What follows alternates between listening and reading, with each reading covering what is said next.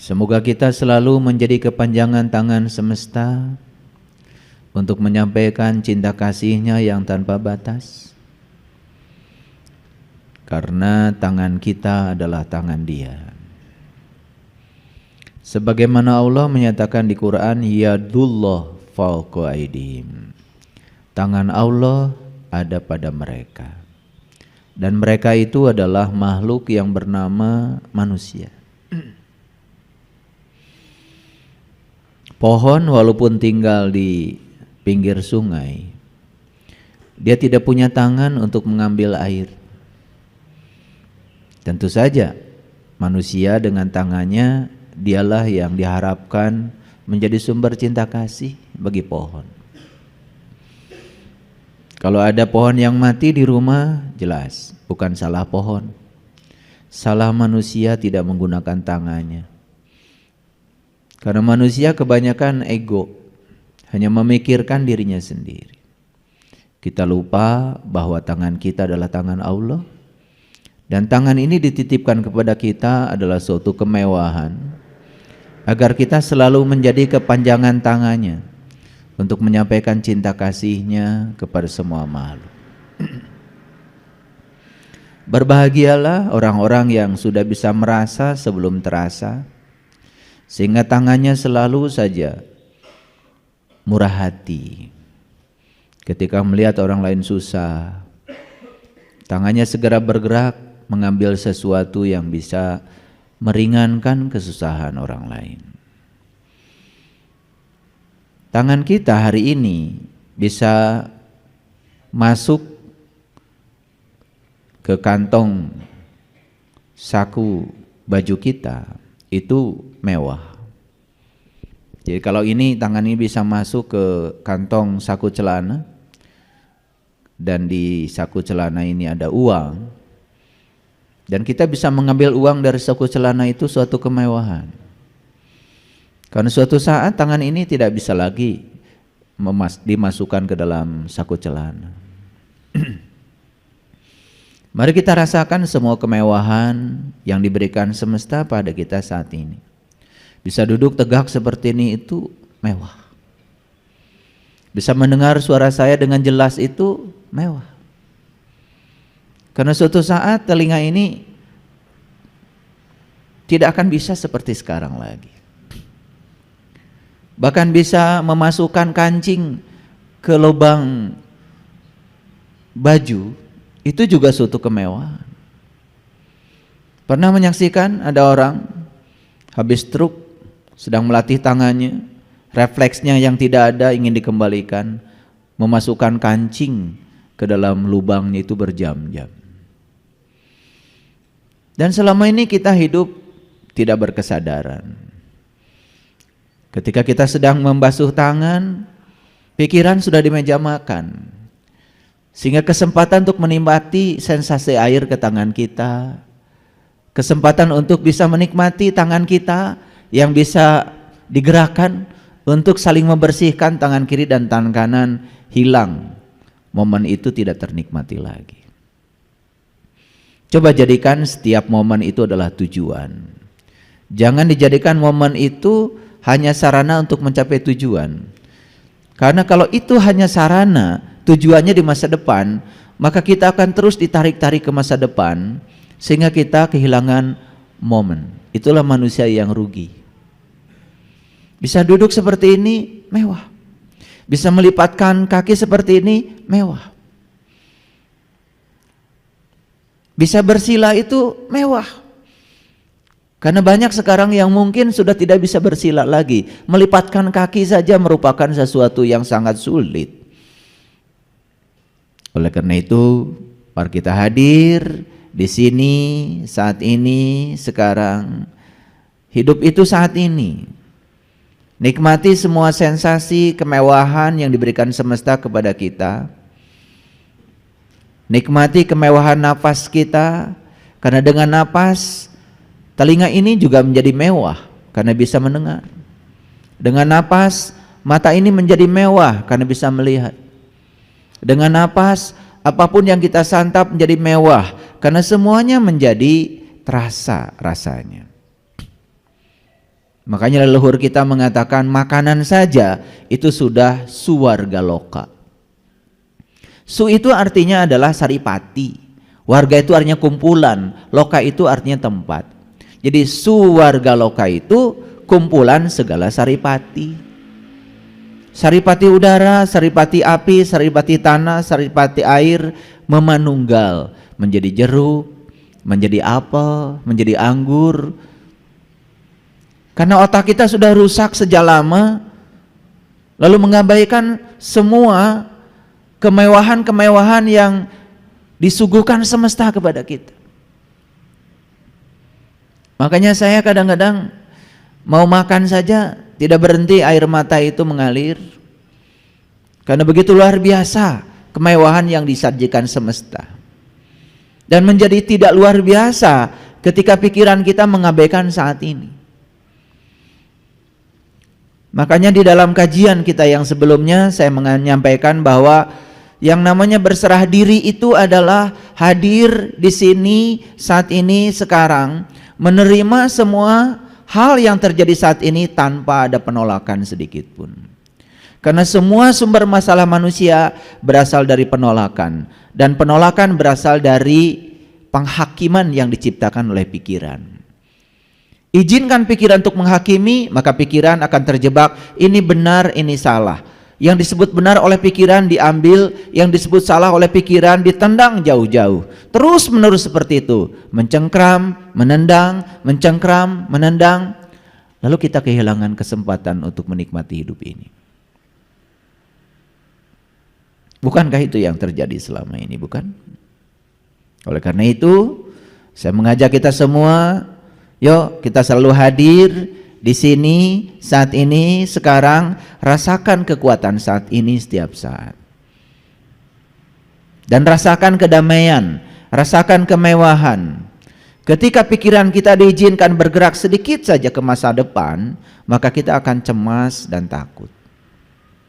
Ketika pikiran ini diizinkan bergerak sedikit saja ke masa lalu, maka kita akan selalu sedih, penuh dengan duka cita. Sehingga memori masa lalu itu selalu menghantui kita. Tapi cobalah kita hadir di sini, saat ini, sekarang. Tidak mengizinkan pikiran bergerak ke masa depan, tidak mengizinkan pikiran bergerak ke masa lalu, sepenuhnya secara total hadir di sini. Tidak ada yang namanya rasa takut. Tidak ada yang namanya rasa duka. Hidup penuh dengan sukacita. Oleh karena itu, mari kita sampaikan segala pujian untuk Dia, sang kehadiran, sang keberadaan yang meliputi seluruh makhluk dan meliputi seluruh sel dalam tubuh kita. Dia tidak pernah tertidur, Dia tidak pernah terkantuk. Dia terus-menerus terjaga untuk memenuhi segala kebutuhan kita. Namun, setiap kali Dia datang di rumah ciptanya sendiri, kita selalu tidak berada di rumah. Kita selalu menjadi orang asing di rumah kita sendiri karena kita tidak sadar. Sekarang mari kita rasakan kehadirannya, kita rasakan keberadaannya yang mewujud sebagai napas dalam diri kita, yang mewujud sebagai daya dalam diri kita, yang mewujud sebagai ruh yang menggerakkan tubuh kita. Kita sapa asmanya, kita sampaikan pujian untuknya, bersama-sama membaca hamdalah. Alhamdulillahi rabbil alamin. Mari kita awali kajian kita hari ini bersama-sama memohon ridho dan berkahnya. Semoga Sang Semesta mengalirkan pengetahuan sejati kepada kita, dan pengetahuan itu menjadi syafaat bagi kita untuk menolong diri kita. Karena tidak ada yang bisa menolong diri kita kecuali diri kita sendiri. Sang Semesta menjadi fasilitator untuk memperbaiki takdir kita. Kita sapa semuanya dengan kelembutan dan cinta seraya membaca basmalah. Bismillahirrahmanirrahim.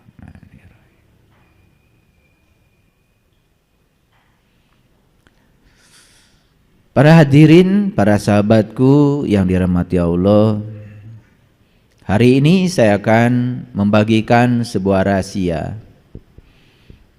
Dan rahasia ini tidak diketahui banyak orang. Semoga rahasia ini akan membuka wawasan kita, kecerdasan kita, terutama meningkatkan kesadaran kita. Setelah saya merenungi tentang hidup, ternyata hidup itu dari dalam keluar. Kalau dari luar ke dalam itu namanya mati. Jadi hidup itu dari dalam keluar. Semua yang dari luar ke dalam itu membuat kita menjadi mati dan menderita.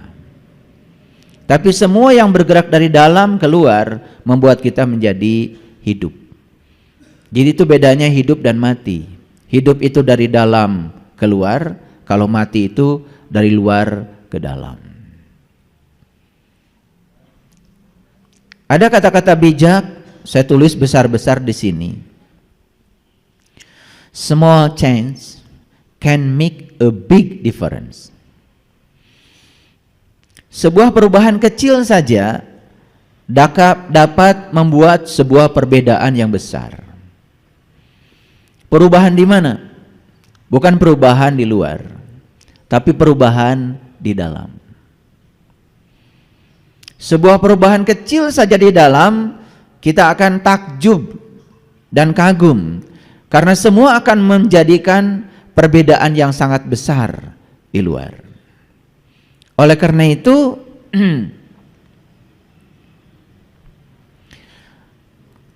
sepanjang tidak ada yang bergeser di dalam, tidak akan ada yang bergeser di luar.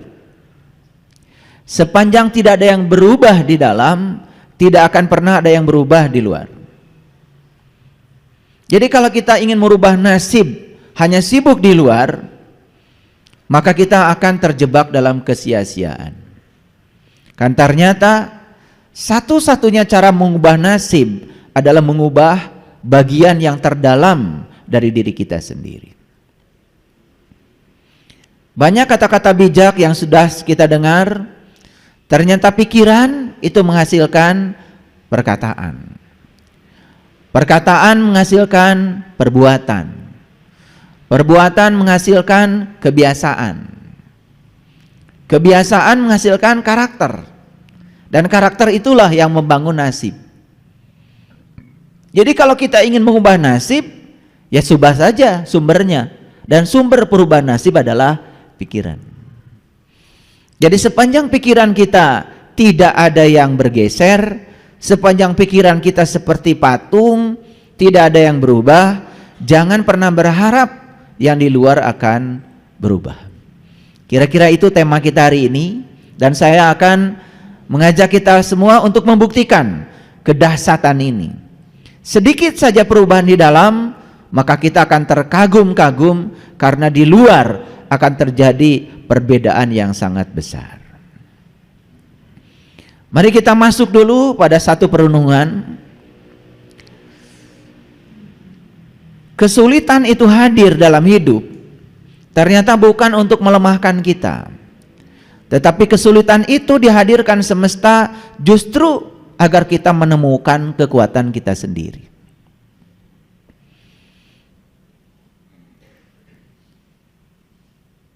Jadi kekuatan seseorang itu tidak bisa diuji dengan cara biasa.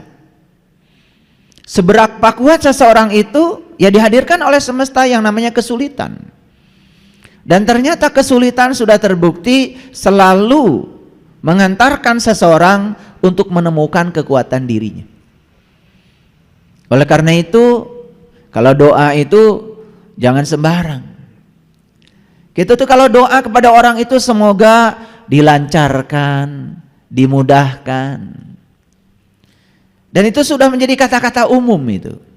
Kalau minta dilancarkan, dimudahkan, mohon maaf. Dalam kelancaran, dalam kemudahan, tidak ada proses belajar. Justru proses belajar itu terjadi ketika segala sesuatu tidak lancar dan tidak mudah. Coba, kalau kita membaca buku 1000 halaman dan semuanya mengerti, menurut teori pembelajaran, sebenarnya kita itu belum belajar. Tapi dari 1000 halaman itu ada satu halaman yang sulit, dan kita diam dalam kesulitan itu, dan kemudian kita terus mencoba mengerahkan semua kekuatan kita untuk memahami kesulitan di halaman itu. Justru di halaman itulah kita terjadinya proses belajar. Jadi kalau kita baca 1000 halaman, kemudian kita mendapati kesulitan di satu halaman, dan yang sulit itu dilewat, dan kita hanya membaca 999 halaman, kita nggak belajar. Cobalah naik kelas sedikit kalau mendoakan orang lain, atau mendoakan diri sendiri. Ya Allah, semoga dilancarkan, dimudahkan. Naik kelas sedikit. Ya Allah, kuatkan bahuku. Apapun yang terjadi, yang Engkau pikulkan kepadaku, aku kuat memikulnya. Coba. Naik kelas sedikit, memasuki pada zona tantangan. Jangan terus menerus di zona nyaman. Pernah doa begitu?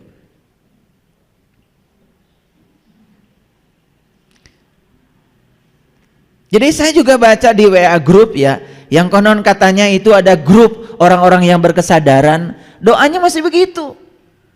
Semoga dilancarkan, dimudahkan. Saya ingin melihat ada kesadaran naik sedikit saja. Semoga Bapak Ibu diberikan kekuatan untuk memikul apapun yang akan dibebankan semesta kepada Bapak Ibu. Kan keren. Kalau diminta diringankan, sesuatu yang ringan itu tidak akan membuat badan kita jadi kuat. Coba ngangkat yang ringan akan menambah kekuatan? Tidak. Seseorang itu akan menjadi kuat kalau sering ngangkat yang berat. Betul? Coba. Seorang binaragawan badannya menjadi kuat dan berotot karena sering mengangkat yang berat. Kalau ngangkat yang ringan terus, ya sudah, ototnya seperti itu. Gak kuat-kuat. Makanya kenapa tidak kuat-kuat? Kenapa kita tidak dewasa? Karena kita itu kata-kata yang meluncur dari mulut kita pun menggambarkan betapa ringkihnya diri kita. Beda dengan Jenderal MacArthur. Jenderal MacArthur itu adalah pemimpin perang sekutu. Terkenal itu dengan doanya. Tuhan, jangan berikan kemudahan kepada anak-anakku. Jangan berikan kerancaran kepada anak-anakku. Begitu. Doanya begitu. Hadirkan gelombang yang keras pada anak-anakku. Hadirkan kesulitan yang dahsyat pada anak-anakku. Gitu. Namun satu Tuhan, permohonanku. Ketika gelombang datang itu kepada anak-anakku, berilah kemampuan dia untuk menyelamatkan diri dari gelombang itu. Dan berikanlah kemampuan agar dia pun tidak egois dan menyelamatkan orang-orang yang hampir tenggelam bersama dengan dia. Berani doa seperti itu.